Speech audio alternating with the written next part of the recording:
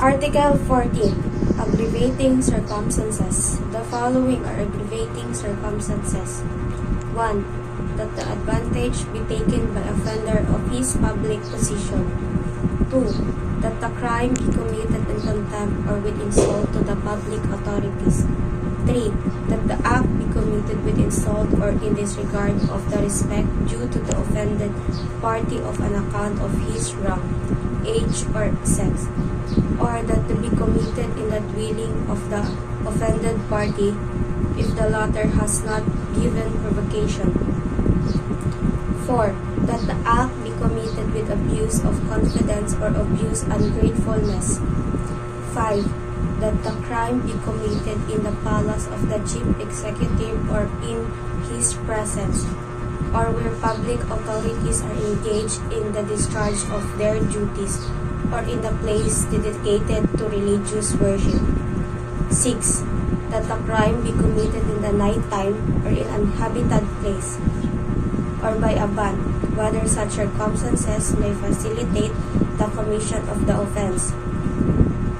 Whether more than 3 armed malefactors shall be attached together in the commission of an offense, it shall be deemed to have been committed by a band. 7.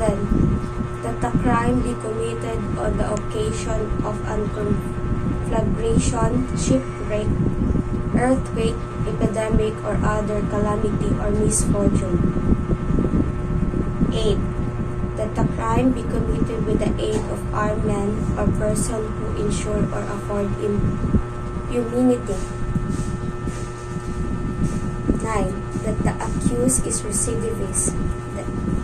A recidivist is one who, at the time of his trial for one crime, shall have been previously convicted by final judgment of another crime embraced in the same title of this code.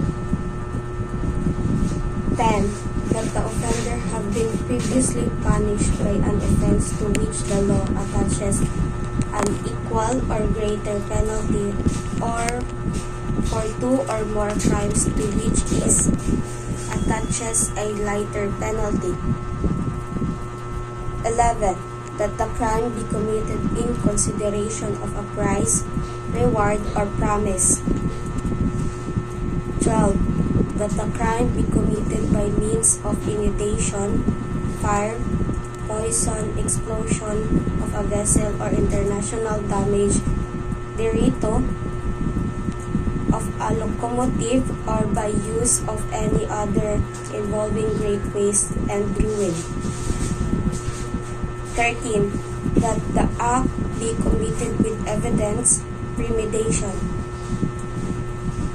14. That the craft, fraud, or disguise be employed. 15.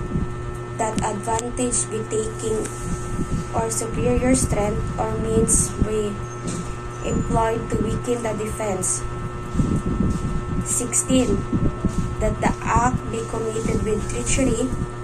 There is treachery when an offender commits any of the crime against the person, employing means, methods, or forms in execution which tend directly and specially to ensure its execution, within risk to himself from the defense which the offended party might make. 17. That means be employed or circumstances brought about which add ignominy to the natural effects of the act. 18. That the crime be committed after an unlawful entry. There is an unlawful entry when the entrance of a crime, a wall, roof, floor, door, or window be broken. 20. That the crime be committed with the aid of person under 15 years of age, or by means of motor vehicles, motorized watercraft, airships, or other similar means. 21. That the wrong done in the commission of the crime be deliberately augmented by causing other wrong not necessary for its commission.